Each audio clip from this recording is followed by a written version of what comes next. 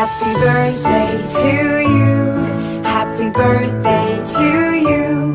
Happy birthday, happy birthday, happy birthday to you. Happy birthday to you. Happy birthday to you. Happy birthday, happy birthday, happy birthday to you. Happy birthday to you. Happy birthday to you. Happy birthday, happy birthday, happy birthday to you.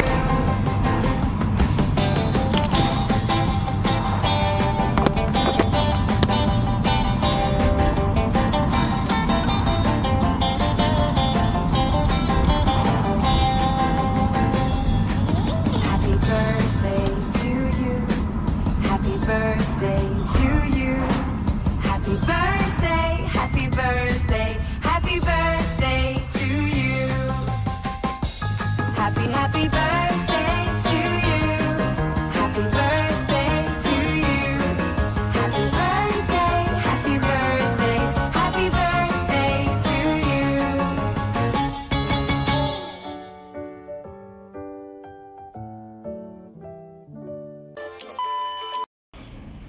Hi babe! I'm here in the city now. Have you seen that store? Have you seen that store? I have to... So today, I spend my time here to celebrate your birthday. Happy birthday to you. Happy birthday to you.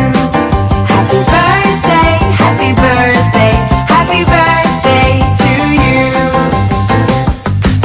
Happy birthday to you. Happy birthday to you. Happy birthday, happy birthday, happy birthday to you.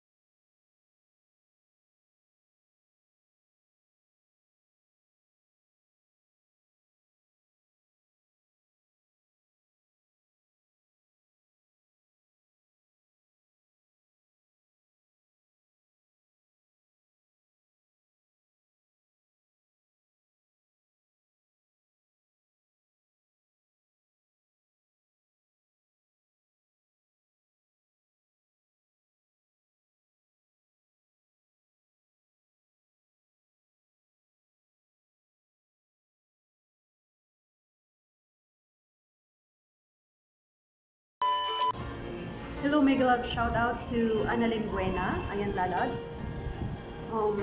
Happy birthday.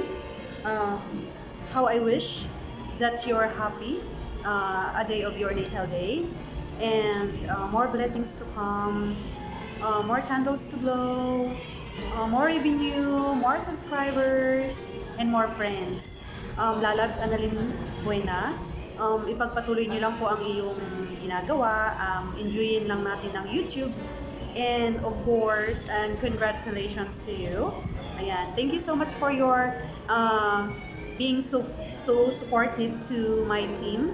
So God bless you, Lalabs. Happy birthday! Bago tayo magsimula sa ating pagkain, ayan, dahil piniprepare pa siya. So I have to answer some of questions from you. Nagginoktok no, murag dili malipayon. Ayan guys, wala pa ako tulog.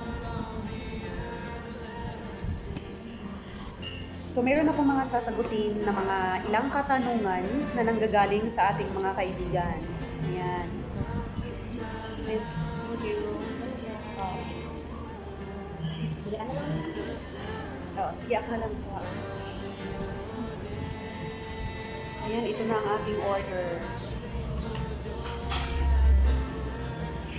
Ito na ang ating order.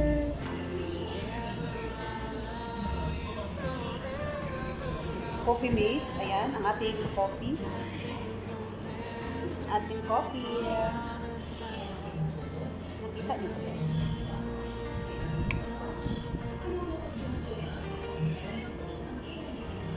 So I have, anong tawag dito? Ako, hindi ko ata mauubos to guys. Yung mga in-order ko, hindi ko ito mauubos. At ito naman, palabok. Palabok. Heavenly Father, thank you for this food and I partake. May this food be good nourishment. Our body needs special service. Sabi Jesus will serve you spiritually. Jesus will pray.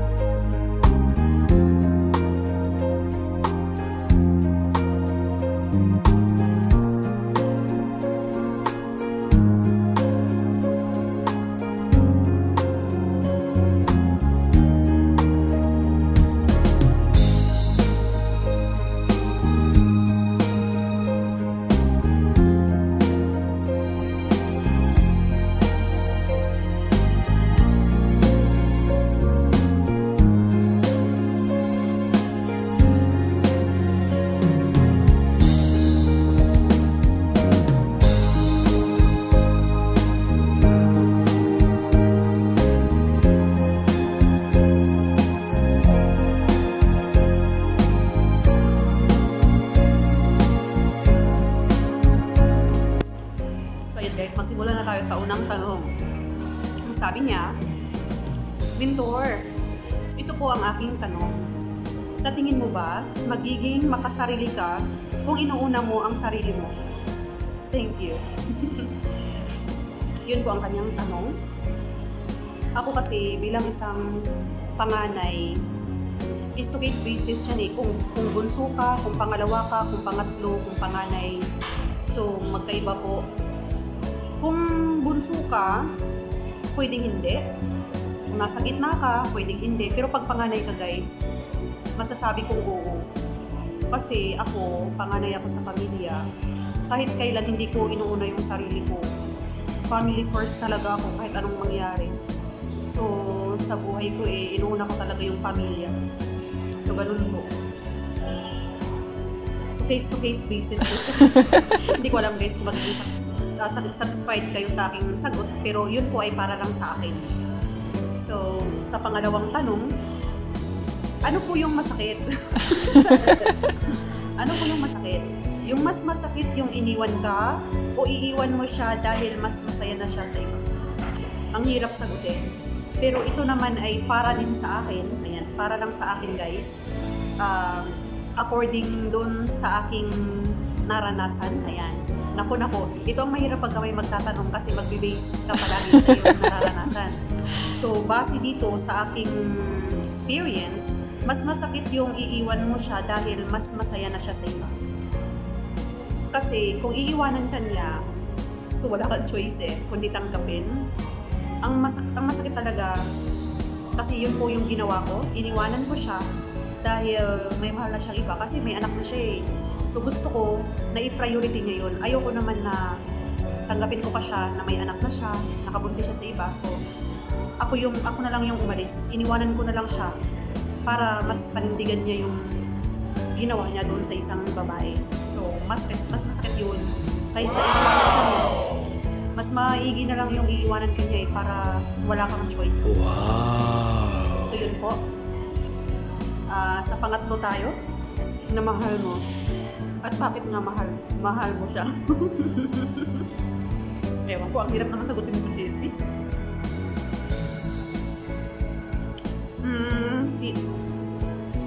Na mahal mo at bakit nga ba mahal mo siya? Yan lang ang tanong ko. Siguro mahal mo siya dahil first love mo siya or siya yung unang dumating sa buhay mo. Siya ang lahat sa'yo. So meron ngang kasabihan na first love never die. I don't know if it is true.